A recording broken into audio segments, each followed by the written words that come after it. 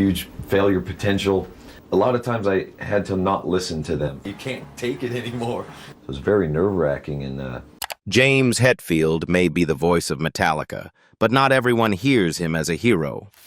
For decades, Hetfield has been one of heavy metal's most powerful frontmen, yet his outspoken views, on-stage dominance, and personal clashes have rubbed some rockers the wrong way. From creative disputes to fiery rivalries, his name has sparked as much controversy as admiration. Here are the top 7 rockers who can't stand James Hetfield. Jon Bon Jovi.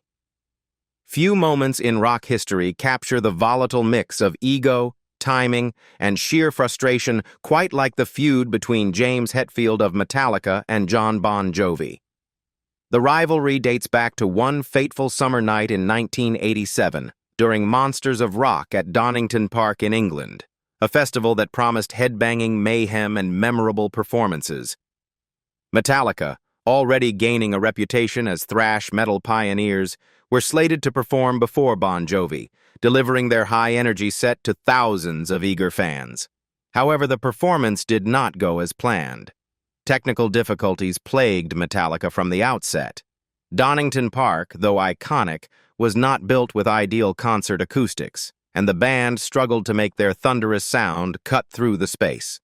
As if that weren't enough, Jon Bon Jovi chose a moment in the middle of Metallica's set to make a grand entrance via helicopter. The noise from the rotor blades was deafening, drowning out Hetfield's vocals, shredding the guitar tones, and making it nearly impossible for the audience to hear Metallica's music. For fans in attendance, the experience was chaotic, confusing, and deeply frustrating. But for Hetfield, it was downright infuriating. Hetfield interpreted Bon Jovi's helicopter arrival as a brazen act of disrespect. The audacity of the move, coupled with the fact that it directly disrupted Metallica's hard-fought performance, left a lasting mark. In a rebellious act of defiance and anger, Hetfield even placed a sticker on guitarist Kirk Hammett's guitar that read, "Kill Bon Jovi," a raw, unfiltered display of his emotions and his disdain for Bon Jovi's behavior. This incident, seemingly minor in the grand scheme of rock history, would fester into decades of simmering resentment. Hetfield's dislike for Bon Jovi did not fade with time. On the contrary, it lingered like an open wound. In a 2021 interview with Kerrang, more than 3 decades later, Hetfield did not mince words about his feelings toward the New Jersey rock icon. He described Bon Jovi as, "just so pretentious. Just looking at his picture, there's something not right, something so fooling about it. He's pulling the wool over a few folks' eyes, it seems to me. His Versace ad, the movie star. God, I can't take it."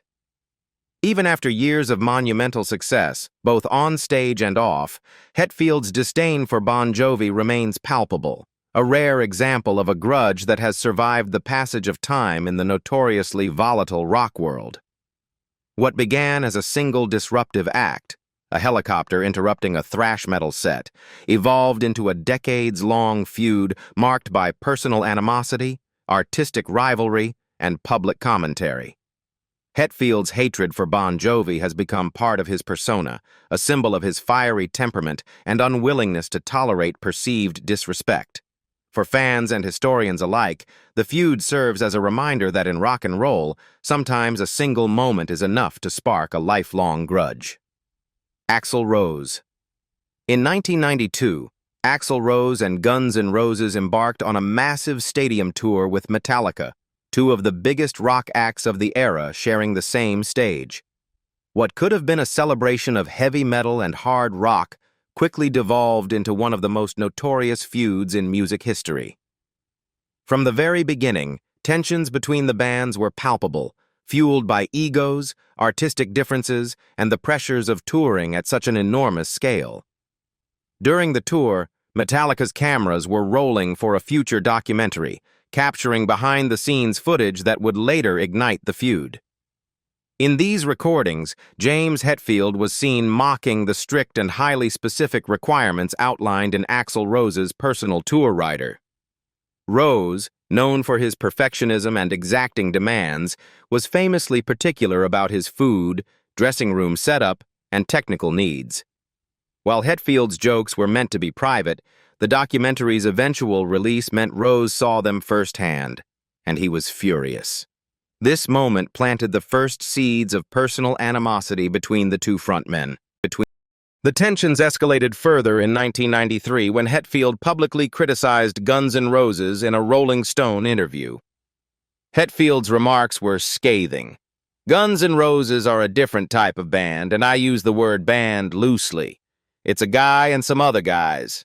It was hard going on tour with them, dealing with Axl and his attitude. It's not something we'd want to do again." Hetfield's characterization of Rose and his band as difficult and disorganized only fueled Axl's growing resentment. Just days later, Guns N' Roses performed in Northern California, close to Metallica's Bay Area home turf. Anticipating a potentially hostile reception from local Metallica fans, Axl Rose warned the audience that the band would halt their performance if anyone threw bottles or objects on stage. Despite this warning, a bottle was thrown, striking bassist Duff McKagan and knocking him unconscious. The incident sparked a furious reaction from Rose, who unleashed a verbal tirade against Metallica and, in particular, Hetfield. Axl's attacks went beyond personal grievances, extending into serious accusations of racism. Rose accused Hetfield of showing prejudice toward African Americans, specifically referencing Hetfield's treatment of Ice-T and other black collaborators. "I watched the man show me that he was a mother-effing racist. He got a real big problem with Ice-T and any black man, actually. I watched him be really expletive at black people who worked with us.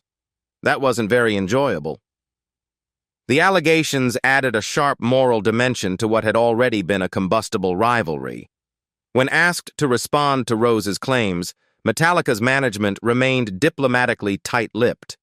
Their statement reflected Hetfield's preference for face-to-face confrontation. "If James has something to say to Axl, he wouldn't want to say it through the press. He'll say it to his face." However, no private reconciliation was ever reported, and the feud remained one of the most infamous clashes between rock's most notorious frontmen, emblematic of an era when egos, fame, and artistic pride collided spectacularly on the world stage. Lars Ulrich, few partnerships in rock history have been as enduring and as volatile as the one between James Hetfield and Lars Ulrich, the co-founders of Metallica. Since forming the band in 1981, Hetfield and Ulrich have created some of the most influential heavy metal music of all time, yet their creative alliance has never been without conflict. Over 4 decades, their friendship and professional relationship have been repeatedly tested by clashing egos, differing artistic visions, and the intense pressures of life in one of the world's biggest bands. Even in the earliest days of Metallica, tensions were apparent. In a 2021 interview on The Howard Stern Show, Hetfield and Ulrich laughed about an early performance in West Hollywood, illustrating how quickly disagreements could erupt. The audience, energized and demanding an encore, eagerly awaited another song, but Hetfield and Ulrich could not agree on which track to play. Frustrated, Ulrich decided to go off-script and perform the song he wanted, a decision that earned him a swift and painful response. Hetfield punched him in the stomach.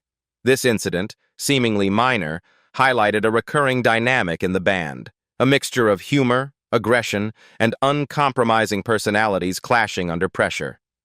Tensions escalated dramatically in 2004, when the documentary Some Kind of Monster captured the intense behind-the-scenes struggles of Metallica during the recording of Saint Anger. One of the most infamous sequences shows Ulrich engaged in a profanity-laden confrontation with Hetfield.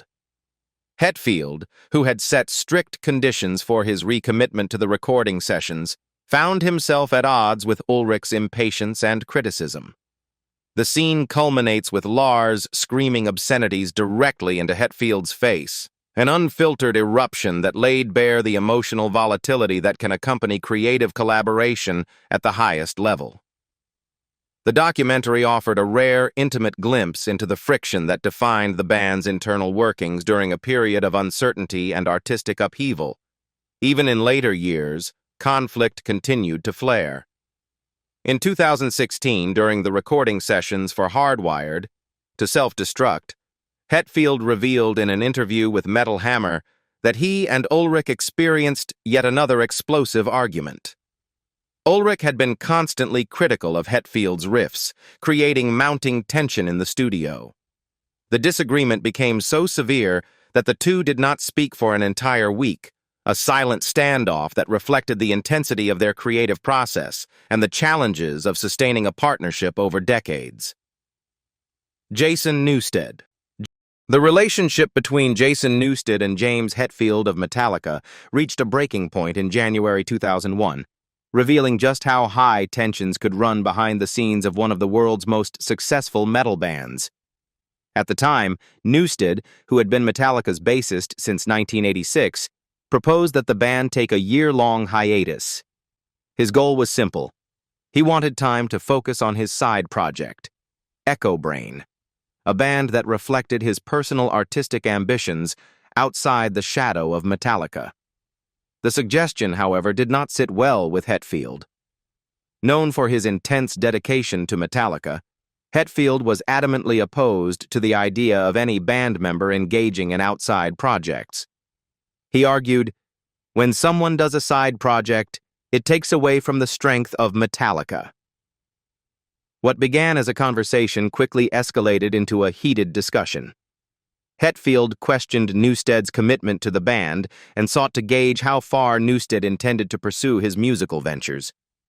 Recalling the exchange, Newsted later admitted, "James started saying, 'I'm not sure I'm good with this,' and my head started spinning. I was feeling like a little kid being reprimanded." The conflict intensified when Metallica's management team at Q Prime expressed support for promoting Echo Brain and helping Newsted's project gain traction. Hetfield, however, blocked the managers from assisting, insisting that no resources affiliated with Metallica be used to promote side projects. This firm stance, combined with escalating personal tension, pushed Newsted to a dramatic decision. He quit Metallica. Reflecting on the breakup years later, Newsted acknowledged the complexity of Hetfield's mindset. "I have no idea what Hetfield was thinking, other than just protecting what he valued, just like he does. That's his thing. He protects what he loves, squeezes it too hard." Newsted's departure had a profound impact on Metallica. Hetfield himself soon recognized the void left by his longtime bandmate. Writing sessions that followed Newsted's exit were, in his own words, unsatisfying. The music produced during that period lacked the energy and cohesion that had defined the band's previous work. The situation weighed heavily on Hetfield, exacerbating his personal struggles and ultimately leading him to check into rehab. For a period, Metallica's future was in serious jeopardy, with Newsted's departure acting as both a symptom and a catalyst for deeper issues within the band. Alice. In 1994, Metallica prepared for a major North American tour, one that was set to feature Alice in Chains as the opening act. At the time, Alice in Chains was at the height of its popularity, with lead singer Layne Staley recognized as one of the most powerful and haunting voices in rock. The tour promised to be a monumental pairing of two heavy-hitting bands, offering fans a rare combination of thrash metal aggression and grunge darkness. However, the tour never got off to the intended start. While Alice in Chains was rehearsing for the upcoming dates, Staley relapsed on drugs, entering a period of severe personal turmoil. His condition deteriorated to the point that he was physically and mentally unfit to perform. Faced with an impossible situation, Alice in Chains made the difficult decision to cancel all scheduled tour dates, announcing the news only one day before Metallica's tour was set to begin. The timing could not have been worse, and the abrupt cancellation left Metallica scrambling and frustrated. James Hetfield, known for his intense focus on his band and professionalism, was enraged by the last-minute cancellation. In response, he took to the stage during early shows of the tour and openly mocked Staley. Hetfield performed a deliberately sloppy cover of Alice in Chains' iconic song Man in the Box, singing the lyrics I Can't Tour, while miming the act of injecting drugs. The act, meant as a pointed critique of Staley's unreliability, drew mixed reactions, highlighting the volatile intersection of personal struggles and professional obligations. Unfortunately, Staley's struggles continued long after the tour debacle. Following the cancellation, he retreated from the public eye, performing live only once more in April 1996. Despite efforts by friends and collaborators to help him, Staley could not overcome his addiction.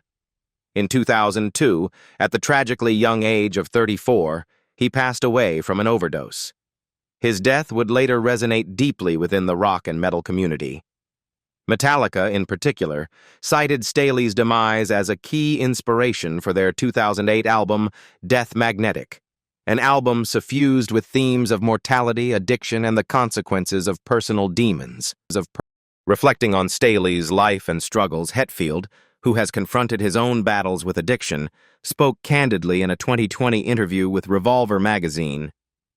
"Unfortunately, Layne just loved the drug too much, man, and that was that. I just read in his lyrics his obsessiveness about it, and he knew where he was going. It's like in the school of driving. Look where you want to go. And that's what he was doing."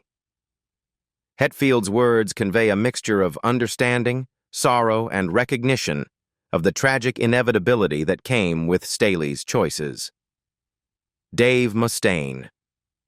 Few rivalries in heavy metal history have been as bitter, long-lasting, and public as that between Dave Mustaine and his former bandmates in Metallica. Mustaine, the fiery guitarist who helped shape Metallica's early sound, has never been one to filter his emotions, and for decades he has taken shots at James Hetfield, Lars Ulrich, and the band as a whole whenever the subject arises. His exit from Metallica in the early 1980s has fueled years of resentment, with every chapter of the story adding more fuel to the fire. Mustaine has the rare and dubious distinction of being fired from Metallica not once, but twice. The first dismissal came after a volatile confrontation involving something as trivial yet telling as his pet dog.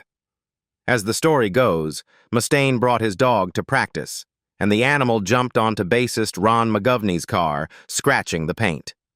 James Hetfield allegedly lashed out, yelling at the dog and even kicking it. That act set Mustaine off.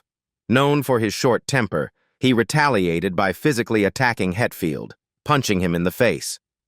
For Mustaine, this altercation was the beginning of the end, what he later described as the root cause of his dismissal. The split did not end his career, far from it.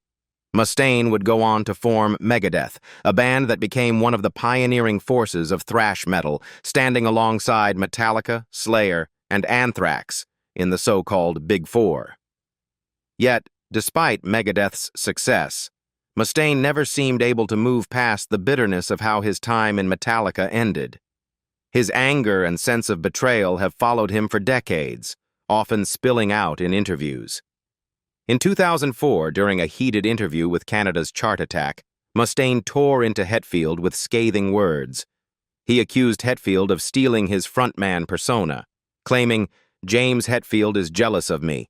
His whole frontman persona he copped from me. In the beginning of the band, he just sang and I did all the guitar work. When he was done singing, he'd walk away from the microphone and I had to walk up to the mic and talk." To Mustaine, Metallica not only betrayed him, but also built their legendary identity on his foundation while erasing his contributions. That grievance grew worse in 2009, when Metallica was inducted into the Rock and Roll Hall of Fame. Several former members, including bassist Jason Newsted, were acknowledged. Mustaine, however, was left out entirely. To him, this exclusion was salt in an already deep wound, reinforcing his belief that Metallica was deliberately trying to write him out of their history. Still, the tangled relationship between Mustaine and Metallica has never been entirely without attempts at reconciliation. In a 2022 interview with Guitar.com, Mustaine revealed that he and Hetfield had been engaged in serious talks about possibly working together again. The prospect of the two thrash metal giants reuniting, even temporarily, sparked hope among fans.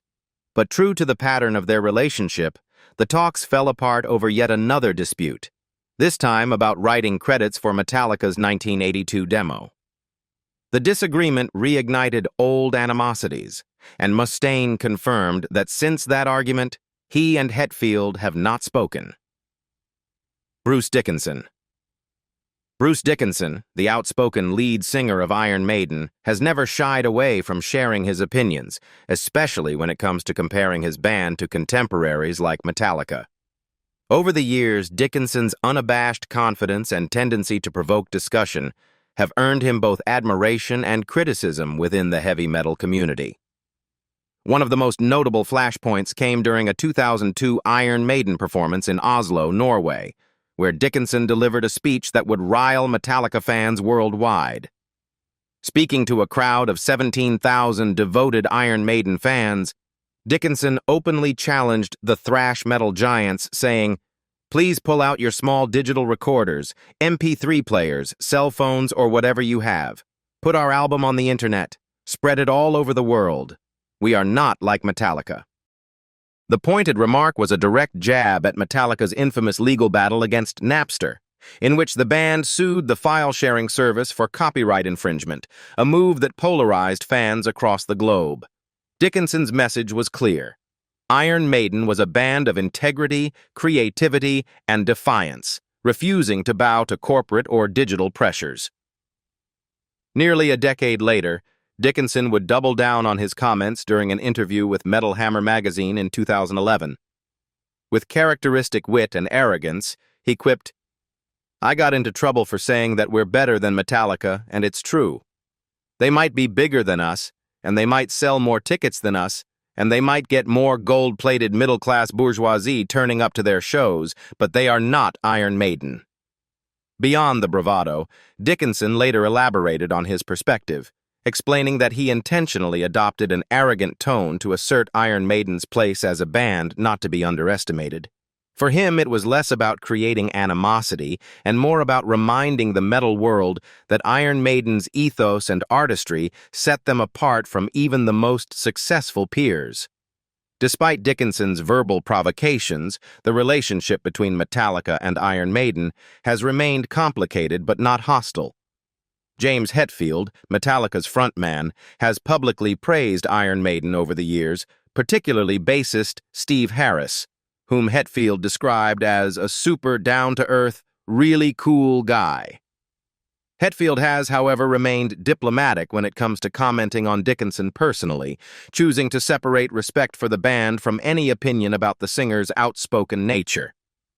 The tension between Dickinson and Metallica illustrates a recurring theme in heavy metal, the interplay of ego, artistry, and rivalry.